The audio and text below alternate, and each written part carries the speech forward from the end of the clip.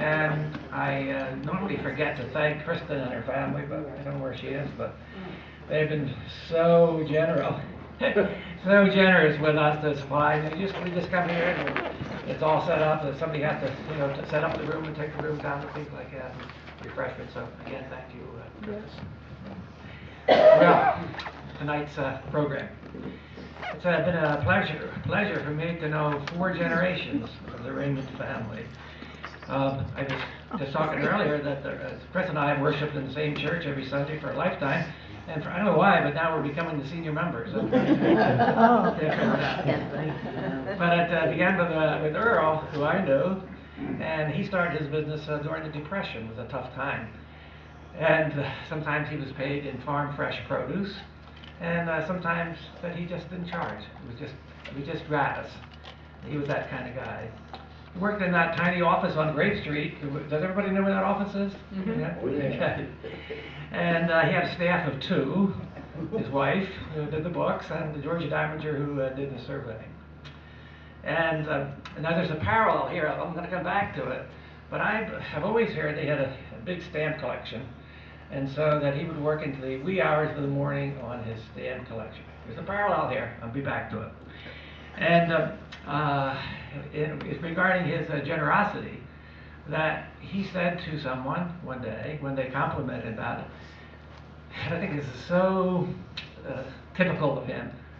He said, he said anybody would do what I have done, and I'm just glad I had an opportunity to do it. Chris, when the untimely and sudden death of his father, took the business and took it to new heights, from the office of 1 or 2 to an office of over 100 at one time. And he also carried on with his father's benevolence. And listen to me, because I can tell you that, because I happen to belong to another nonprofit, and we have been the recipients of the generosity of Admiral Rehmann for many, many years, for a great amount. And one of the I think the measures of a person is how they are acted to by their peers.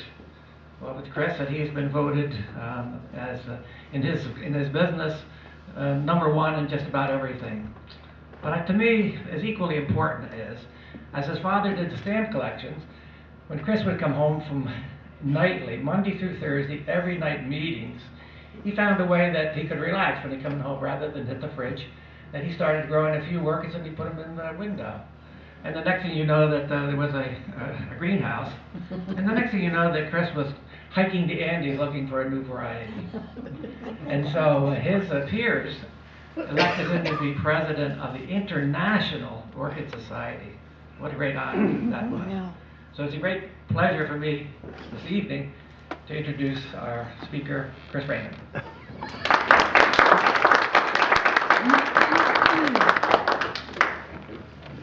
Thank you, Bill.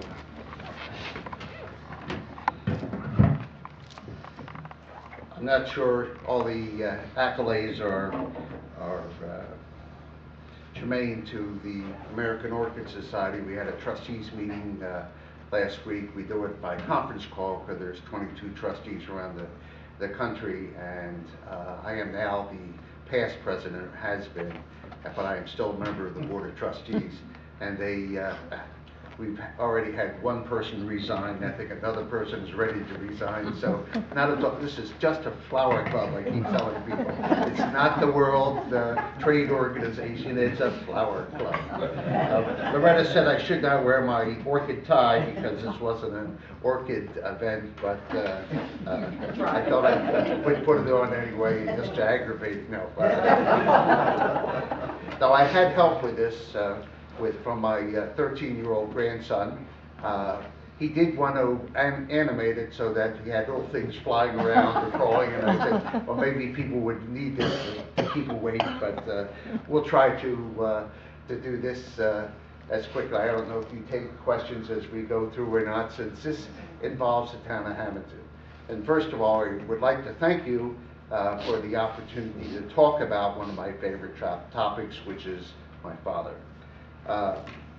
It's been almost 40 years since he left the Hammonton scene, yet there are an awful lot of things that still happen in Hammonton or people are taking advantage of because of the legacy that he has left. How do you describe a quiet man who did many things for the people of the town of Hammonton, but never sought the limelight? He always did things to assist other people, as Bill said, in achieving their goals without taking any credit. That's the man he was. He told me, now this may sound a little devious, but let me explain it to you, and I have a councilman here, so I may eat my words. He told me that it was our job to perceive what had to be done, convince other people that it was their idea. That way, you could build consensus and get the job done. It wasn't credit he was looking for, it was results. If you think about that statement, you understand an awful lot about who Earl Rehmann was. Let's get the job done. We'll try this, Bill, see if it works. Yes. Dad was a native-born son. He lived on 12th Street and Chew Road as a young person. My grandfather Christopher and my grandmother Elizabeth were hardworking people of German and English stock. They owned a poultry farm on 12th Street and Chew Road. There is a gas station and convenience store on that corner, and it backs all the way up to the cemetery, Green Mountain Cemetery in the back. They had some black diamonds in the very back of that I had to pick as a kid, and I hated to pick black diamonds. Although we also had raspberries, and I hated to pick the raspberries, but Loretta will tell you I've spent a small fortune when raspberries are in bloom in Hammonton. My grandfather worked at the Osgood Shoe Factory, if you remember that on Railroad Avenue? Yeah. Where the Stockton College is now put. My grandmother raised chickens to sell eggs, and occasionally she sold a chicken. But it was from that heritage, that good German English stock, that my father formulated his life values. Dad went to the Hammonton school system and was fortunate because he was able to graduate in the class of 1927. Not everybody had that opportunity. A lot of people went to 8th grade and it's out to work because you had to help support the family. And in these time periods, while there were some good periods in the 1920s, he was going to run into some problems in the 1930s. But that education, going to high school, really served him well in the profession that he chose. Life after school was a series of random jobs, including working on the poultry farm, but he did go to Florida for some construction work where he did some land surveying, and that's where his first exposure to land surveying occurred. He returned to Hammonton to work for a gentleman called Joseph Baker, who was a professional engineer. He was the owner of General Engineers on 12th Street. I think it was just south of the railroad on the west side, and one of those small storefronts in that location. Dad was appointed through Mr. Baker to be the engineer for the cities of Newcastle and Newcastle Commons in Delaware. I did not know this. My mother had saved that piece of newspaper clippings. She did that in a number of things. Unfortunately, she never put a date on the newspaper clippings, but it was in this 1930 time period that that occurred. In the 1930s, Joe Baker passed away. He was, as I said, generous to my father because he, in his will, all of his records and all of his survey equipment were given to my father so my father could open up a business.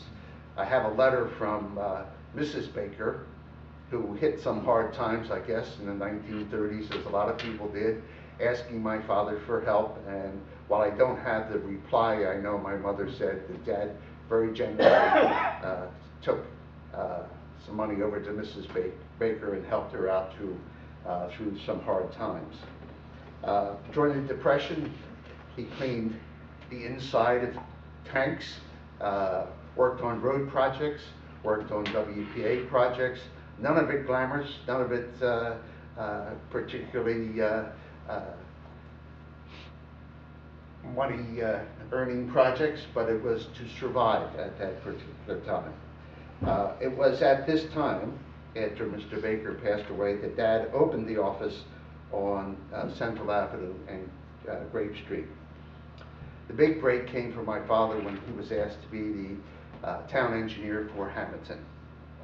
The rules had changed at that time. Here he is noted as a city engineer, but without an engineering license, he could not do that in New Jersey. So he found a gentleman by the name of John Adams, who was an engineer in Pleasantville. Now, to understand the difference,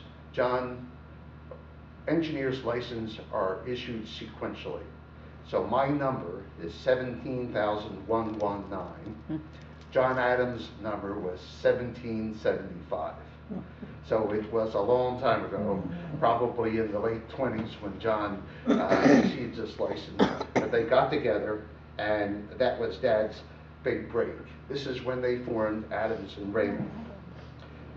This was fortunate. It turned out to be an excellent partner between 1935 and 1970 when John passed away. It's amazing because one of the things that happened was that one of their first surveys, my father told me that he and John did a survey, now this is 1930s, for $10. They got paid in cash. John Adams ripped the $10 bill in half, gave half to my father, and he kept half. And he said, if you ever want to dissolve the partnership, give me your half of the $10 back. Can you imagine doing that today? We would have attorneys all in a cluster. But it's amazing to me what happened with that little two-car garage. Dad had councilmen, mayors, freeholders, state senators, congressmen. Any of you remember Senator Frank Farley? I can remember him in the office.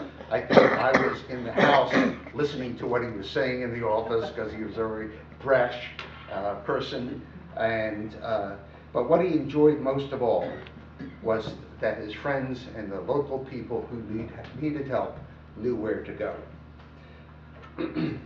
Dad always told me we had an obligation to the people of the town of Hammonton.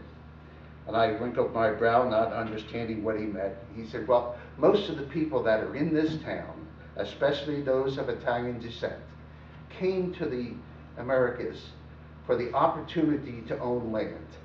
They could not own land in Italy. They could not own land in Germany because they were taken up by the large landowners, and you rented, leased, or worked on somebody else's land. And who was the person who told those people where their land was located but the land surveyor? That we had an obligation to be honest, to explain to people what we did, why we did it, and sometimes a deed of a property can be very confusing because it can have a number in it that you go 300 feet along Central Avenue to Bill Parker's land. And you think, well, I bought 300 feet along Central Avenue.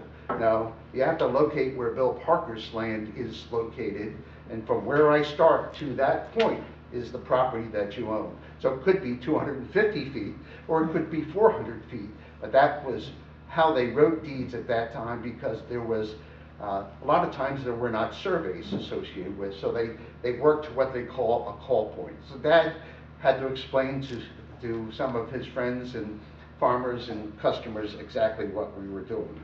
As Bill said, I can remember receiving a lot of fruits and vegetables. I'm not much of a vegetable eater, but that's what people had. This was the Depression. This was World War II.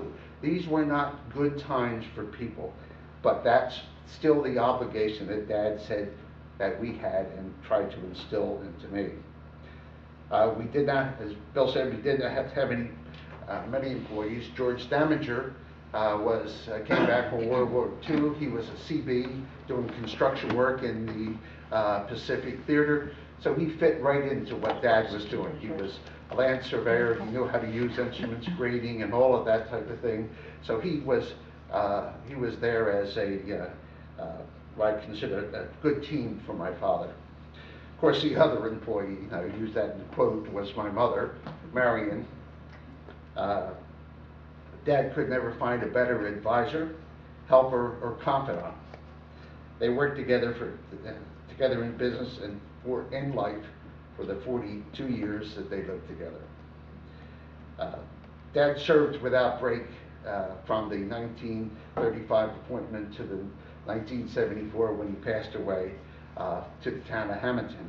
In that 40 years, he had many experiences, some successful and some heartbreaking. I have listed some of the early projects that he was doing, those that I could find in our files. Some of you are familiar with the suburban propane on the White Horse Pike, the Lakeview Gardens subdivision over here by the lake.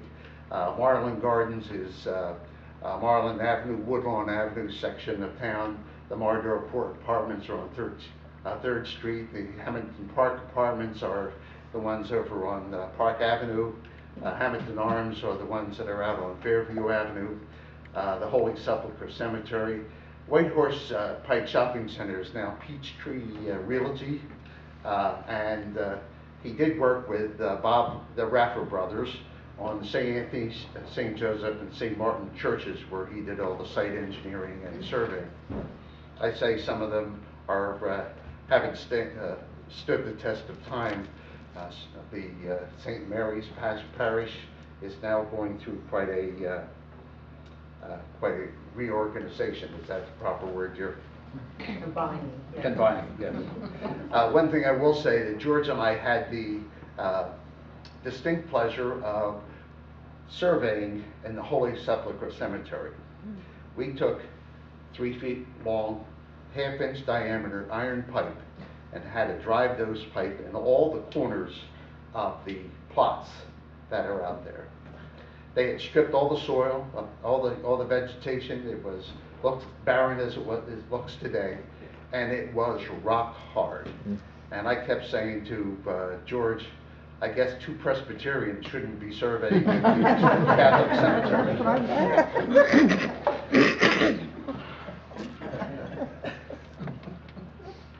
It had to be a hot summer too. Dad worked throughout South Jersey. Some of the major projects he worked on, and the most heartbreaking is the first one. In my opinion, we still should have Kessler Hospital here, but for a number of reasons we do not.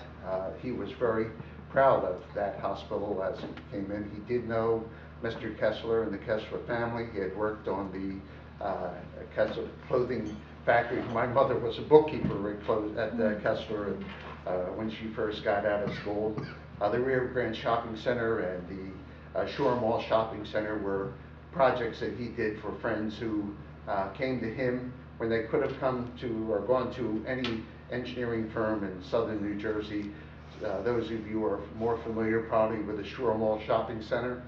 That center, the property that's on, had about 3/4 of the land was subdivided into 25 by 100-foot lots. There was a time when department stores in Philadelphia would sell a piece of heaven. You can have a piece of property by the shore, and you would get it if you spent so much in merchandise. You'd get a deed for a piece of property. Oh my God. Well, you can imagine the title problems associated with something like that, and it was extremely difficult.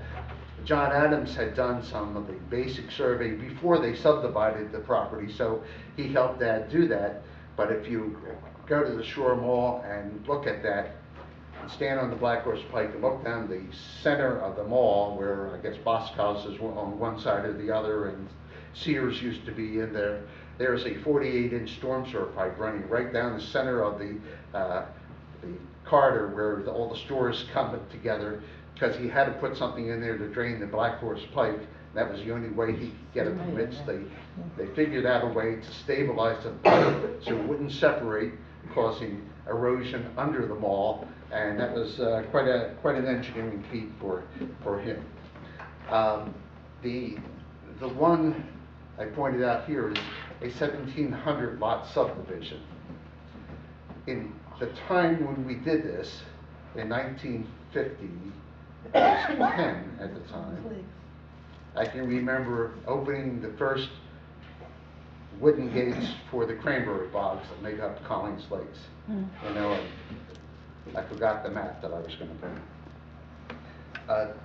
Dad did this with a Boston developer, and he came in and he said, I want you to subdivide this into 75 by 125 foot lots, and he did all of that. One of the things he did differently than what most surveyors were doing at the time was, instead of making everything a right angle development, he did it to the streets to curve along the shoreline of the roadways to give a chance to have some design to it. Well, we may not remember this, but there were techniques before calculators and computers to calculate multiplication and division by logarithms. These were a way where you could go through and establish these calculations by addition and subtraction as opposed to multiplication and division, which made it so much easier and so much more accurate. Dad created these curvilinear patterns. It took a long time, because you have to remember, during the day he was out surveying. So he was back in the office at night to do all these calculations, to draw the maps and put this all together. And he did it at that time. We used to have something called a ruling pen. You take a little drop of Vindy ink and you would draw the lines on linen paper. It was blue linen paper at the time. You never wanted to make a mistake, because it was expensive to replace, and you could do half of the map and then make a mistake here and start over. And he also used a quill pen to do all the lettering. And some of those, in my opinion, are works of art, when you look at what the effort to go into those and to put that together. I just tell you, thank God for computers. During this time, Dad was doing a survey for a farmer in town. I won't mention any names. And the farmer was anxious to get his job done, and Dad was busy, and so he started calling my father at 5:30 to 6 o'clock in the morning. Finally, Dad said, how come so early in the morning? And he said, well, this is when I start my day, and I think you should have this information for me. So 2 nights later, at 1:30 in the morning, Dad picks up the phone, calls him, and of course there's an irate farmer on the other end, and he said, what are you doing to me? I said, well, this is when I'm working, I need some information. Never called him again at that time in the morning. Never got angry, always had a very even temper. I don't think I can tell you of a time when I saw him angry.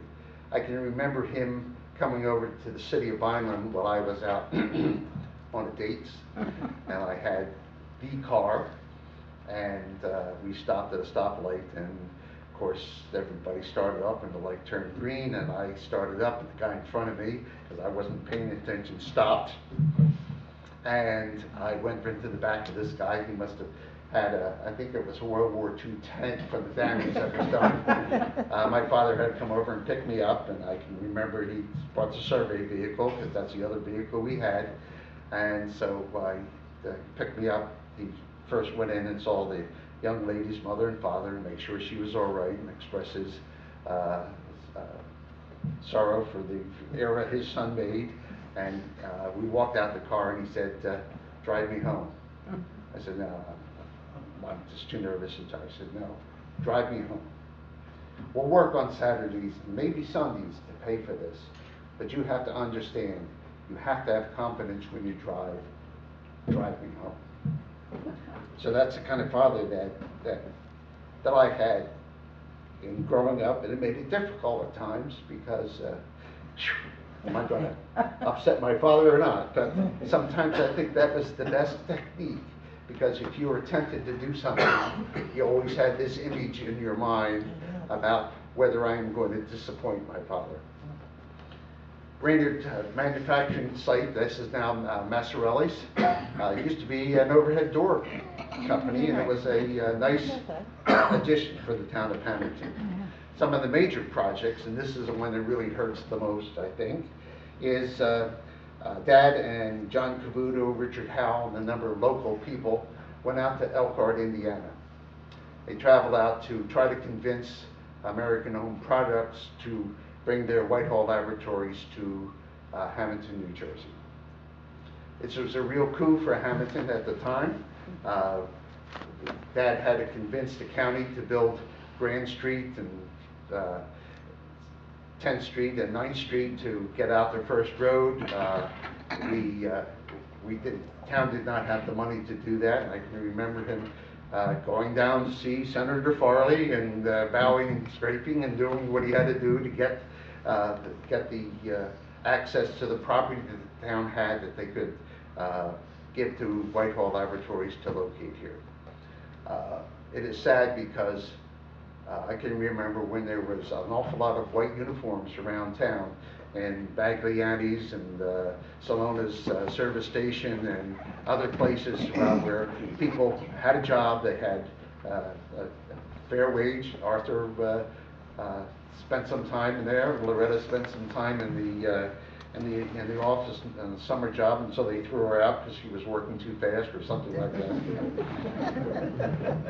But it was the thing that was important, and I want to emphasize, is Dad never felt it was him that did this. He always had people with him. It was a team effort to bring these people or facilities or hospitals or manufacturing facilities to the town of Hammonton. Remember, he had an advantage. He was the only surveyor in town. And that made a big difference, because when somebody wanted to do something, we didn't travel the way we do today. We'd go from here to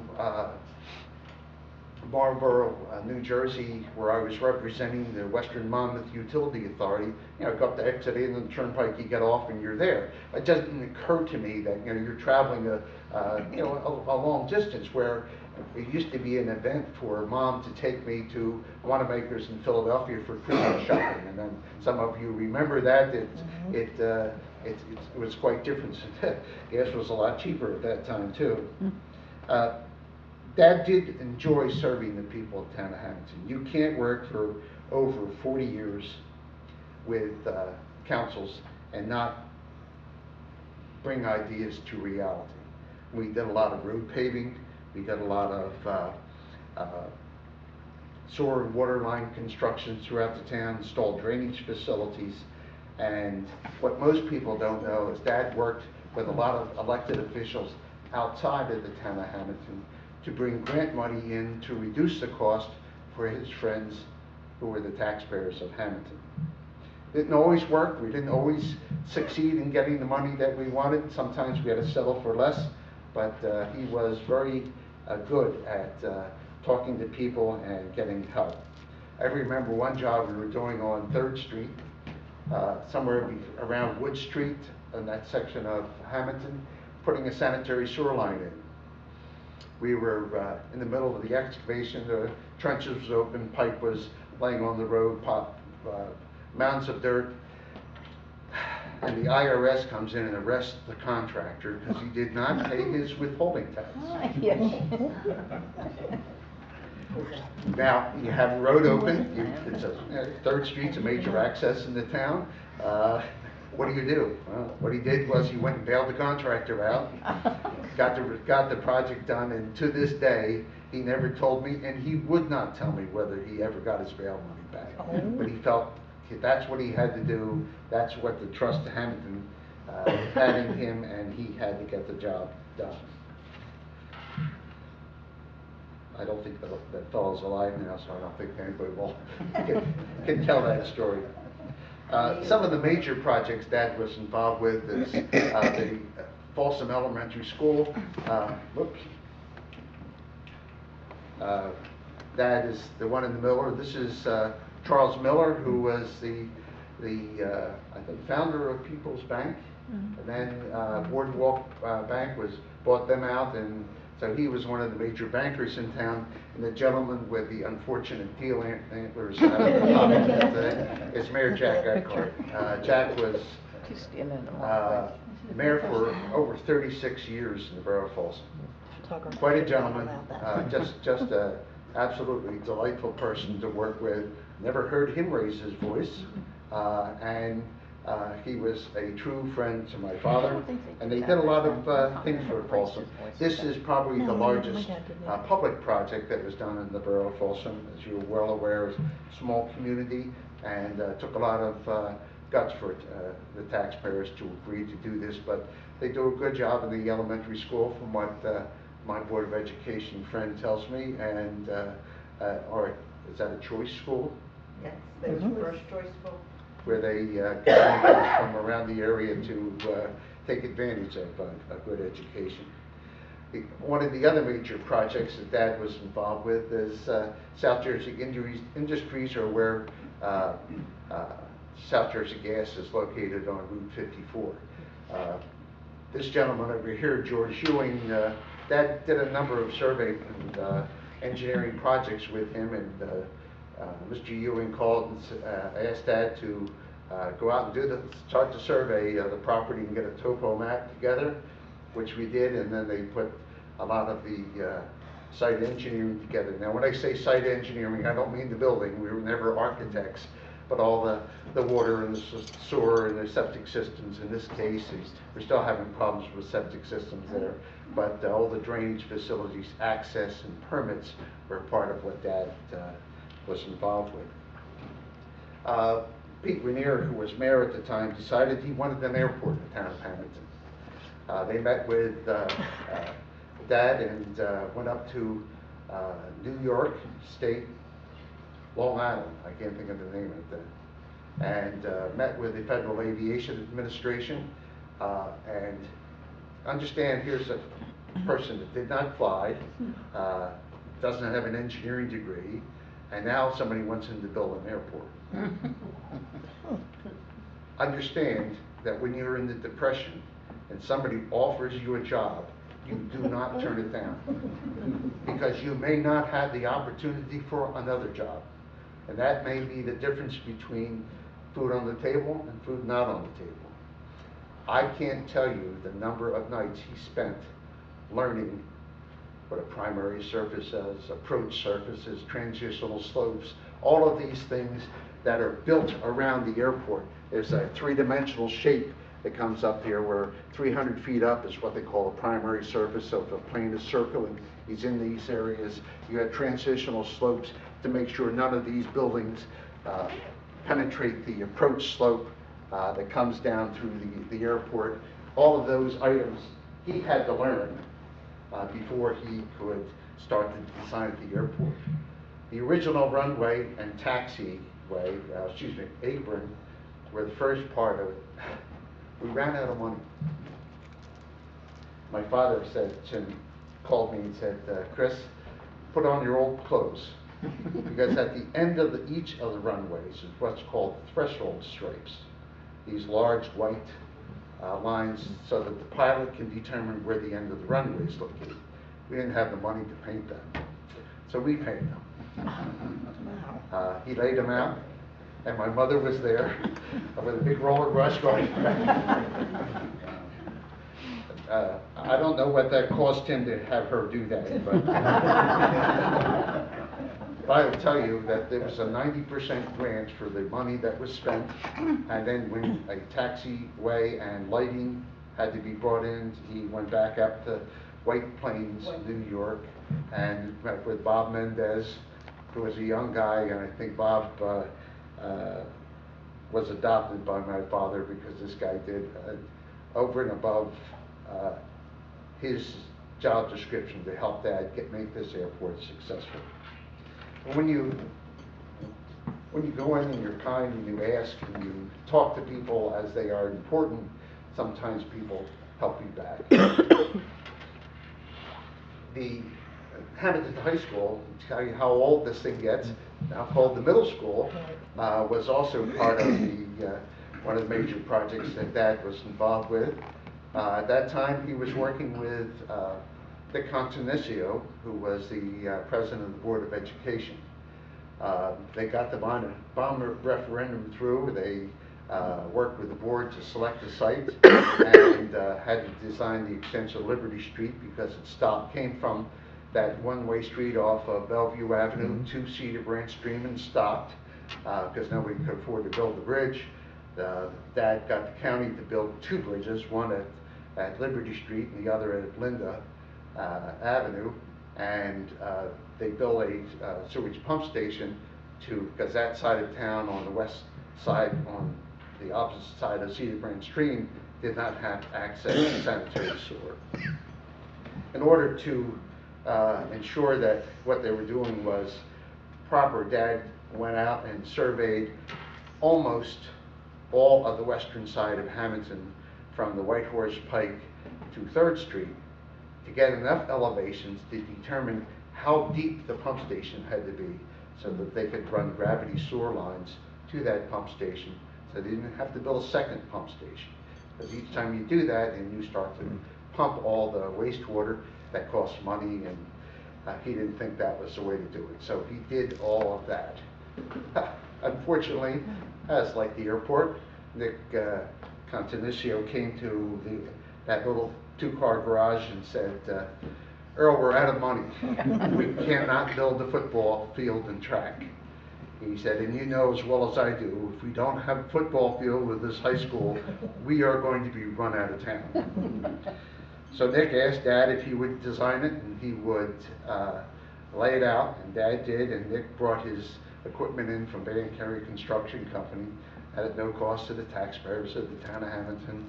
They put together what I consider to be one of the best fields in the football fields in the town of Hammonton. It was a great partnership because Nick had a lot of ideas. To know Nick, he was a bright man, had a lot of get up and go, and he pushed the people of the town of Hammonton in a number of ways because he was trying to get them the best they could for what he was responsible for. The elementary school was Dr. Donald Crescenzo, and Dr. Crescenzo had a problem because he had a bond issue that was defeated. Because people said it's going to cost too much money to design the site to bring all the stuff that had to be done. But Dad got together with the Board of Education. They formed a committee, Buck Soil. Some of you know, in fact, they named this school after him. Was on that committee, and they evaluated 6 sites throughout the town of Hammonton at no cost to the town, and came up with this site because that pump station by the now middle school was designed so that this whole site could flow gravity into there, and there was no expensive pump stations that had to be constructed, as opposed to what was happening along First Road. There were 3 sites along First Road that was considered. They got the site approved, expanded 4th Street to take in the traffic associated with that, and he was very proud of this project because his friend Buck Soy, this is well before they thought about naming the school after him, was excited to get the school in this particular location. The proudest projects he did were the ones for kids. Dad was always in a position where he could help. He was the surveyor and engineer, and in 1947, my brother, who was much older than I am, went to Williamsport with an all-star team. I think they played 2 games or 3 games in Hammonton, in New Jersey, in order to get there because there wasn't a whole lot of Little League teams at the time. And they went and they competed well, but they lost. My father said one of the reasons they lost were kids were looking at the lights coming up on scoreboards, and the runs and the facilities just were so much better than what we had in Hammonton. Well, he was determined, along with a gentleman by the name of Al Molnar and Herb Giuliano and a bunch of other men in town. They're the ones I remember that went out and said, we're going to build a facility worth our kids in the town of Hammonton. And so they started, I can remember, on the back of a truck going to Berlin to a cow pasture where they cut sod and brought it back in the town of Hammonton. He got contractors to donate equipment, laid out the field. There were people willing to come out and rake in field mix, and all the volunteers that were here in town to help out. And what we have is the facility, the beginning of the complex that's down there today, and we can be very proud of that complex. I had the pleasure of watching my granddaughter play Little League softball and go to the state tournament 2 years in a row. I won't mention my son's name, who was a coach, but he should have been here tonight. That's why I didn't do that. But he had to take care of the kids. But Dad was proud of this. My grandfather and my Uncle Irvin, our great Uncle Irvin, laid the sod for the infield. It's not that sod probably, but so it was truly a Hammonton project. One of the other projects that Dad was involved with was the St. Joe Athletic Field on 3rd Street and Wood Street. There was the priest, Father Pat Scomisi. Did I say that? Close. Came and did that little office on Central and Grave Street and asked Dad whether he'd help him get an athletic field built. Of course, Dad said yes. They went out and they got contractors, Delco Construction Company, Jimmy Ordilli. He was one of the larger construction companies in town. He lent graders and dump trucks and gave fill dirt, and I think both of them realized they had a lot of sins to take care of, so they went out and helped Father Pat put this together. You may not realize it, that's Dad, and that young face in there happens to be me. Little bald head, always wore a flat top, but it was Anthony Capella was on the far right, Scotty Henshaw in the middle, and Father Pat on the left. I can remember sitting on the tailgate of a pickup truck while we were doing this, and Father Pat coming along with an armload of Italian hoagies and a couple of bottles of his best communion wine. That's the kind of person he was. He really was grateful for it, and that worked out very well. I'm sorry about the picture. Dad was in a position to help a lot of people. There were many farmers, home buyers, business people who came to the little office for assistance. And he was in a unique advantage because he had all of this knowledge and was able to assist the town government. The ideas of zoning and planning were difficult to understand when they first were brought into municipal government. These ideas created a lot of concern by people, telling them what they can and can't do on their property. And Hammonton crafted their first master plan. Oops. I did that fast. This gentleman here, John Capelli. John Capelli had I'm going to say a basket fertilizer business over on Washington Street and Orchard Street, and was the planning board chairman for a number of years. These are all times when everybody donates their time in this case. The fellow that's with a smile on his face, because he always had a smile on his face, was Bob Raffa, the Raffa brothers. That was my father. And that's one of the reasons why he died early. Romulo DeSantis had a clothing factory in town.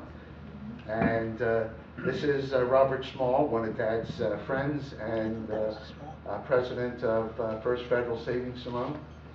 And he became the chair of the planning board after, I don't know, can't think whether John retired or whether he passed away. That was Dick Ruberton. He had Hammonton Realty over on Bellevue and 2nd Street. And this is a gentleman from Gershon Associates who was a consultant to the town. It was an interesting process. Dad had volunteered all of his time to do this, and they went through many iterations before it really came into a conclusion.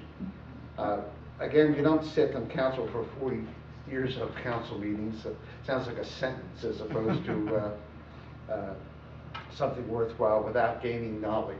But however, if you're true to yourself, you're never satisfied with the knowledge that you have, and you go out and seek new ways of doing things. Dad spent a lot of time. The gentleman here again is Charles Miller. Sorry, I cut Mr. Miller out. That's James Ordilli, the Delco Construction Company, my father, and Fred Norris. They would meet every other week at Smithville Restaurant, and they would discuss things. They would talk about a whole myriad of ideas and thoughts and throw them up and argue about them. And what he was doing was gaining knowledge to determine what's next, what's coming down the road, how do you transform, how do you keep yourself up to date. Again, I keep going the wrong button here. These three gentlemen here, Mayor Peter Parisi, a longtime mayor in the town of Hammonton, local businessman, was a lifetime friend of Dad. Michael Palmieri, who was one of our larger farmers in town, and councilman. Mike was involved in an awful lot of things that Dad was working on. And the gentleman in the white shirt was George Elvins. You might notice there's a fire company on the White Horse Pike named after Mr. Elvin's family. Tom, I think, was his nephew. Are you talking about the young Tommy? Yes. Yes. And George was the town historian, tax collector, and treasurer for many, many, many years. It helped an awful lot of people in the town who couldn't pay their taxes on time. History was always a fond subject of my father. He was, as Bill said, he was an avid stamp collector and had an award-winning collection of Civil War stamps and envelopes, starting with a bill of sale for a slave girl and ending with a discharge certificate for a Union soldier and the amnesty paper for a Confederate soldier. Nothing is more chilling than reading a piece of paper describing a person as property. It really brings slavery to reality when you read that. He traded a box of letters, traded for a box of letters written by a Union soldier who was in the Peninsula campaign of General George McClellan during the war. Dad would go in at night and he would type out, read the letter, type it out, try to make out all the handwriting, and he would mount the letters and mount what he had typed with the envelope. And in one of those sections, the soldier said he saw President Lincoln. Now this is first-hand history in a sense. He described him as a long-legged person riding on the mule with his feet dragging on the ground, looking like he was in his third stages of consumption. Consumption was wasting away. So that was the President of the United States as far as that soldier was concerned.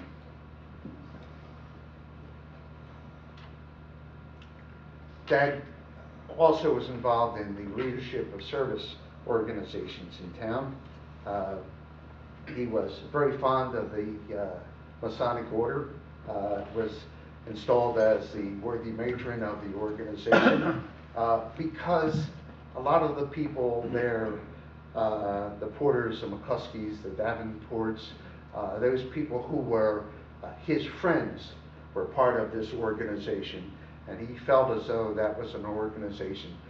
You understand now he's going to meetings at night, like I go to meetings at night. Now somebody says we're going to do another meeting, and he has to turn to his wife and say, I'm going to be out on Friday nights to go to the Masonic Lodge.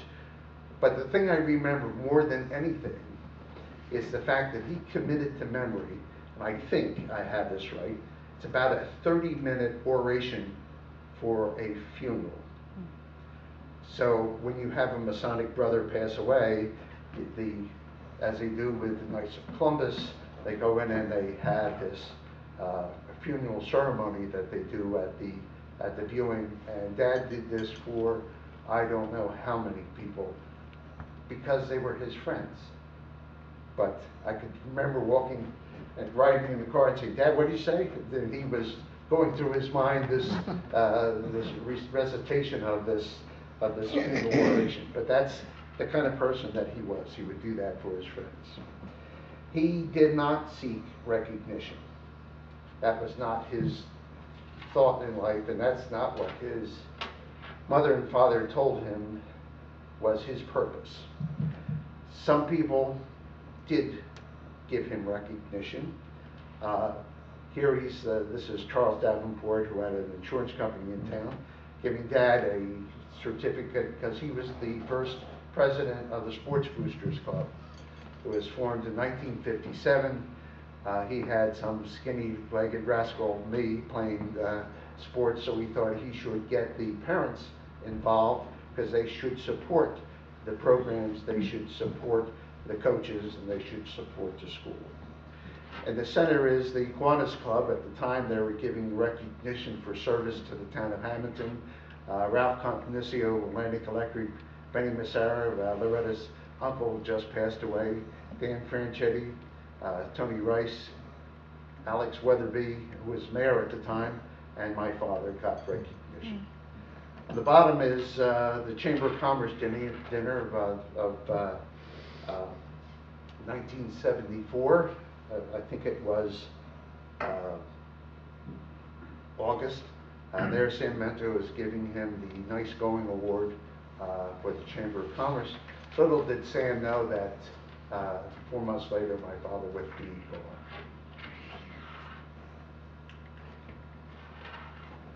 You can say a lot about your own parents. You can make statements. But I thought maybe I should end by saying, here are some of the things that people themselves said about Dad, not me. The top one is Russell Clark was the mayor at the time Dad passed away. At that time, Russell was a Democrat, so he was in the Democratic Club. The bottom one is more poignant to me, that was brought out by my wife. During the viewing, you never really remember everybody. We had, I was a Salem County engineer at the time, so we had freeholders from Salem, we had people from Mays Landing where we were representing the Utility Authority, Egg Harbor Township, Williamstown, all these people were coming through. And this young man came through and he said this: "You don't have to know me, or you don't know me, and it's not important that you do. I came here to express my thanks for Mr. Rehmann. I never met him, and I am sorry that I did not have the opportunity. But I know that without his assistance, St. Joe's Schools would not have an athletic field." I don't think I can say more. Town did remember him with a resolution. Don Mixiana, his friend for many years, wrote that, and it's not very visible. I don't take a real great picture of my wife when we buy a new camera. If a chair comes forward this way. And I think this sums it up with a remembrance from some of his friends that sent this, and I think this is what Dad was all about. Thank you.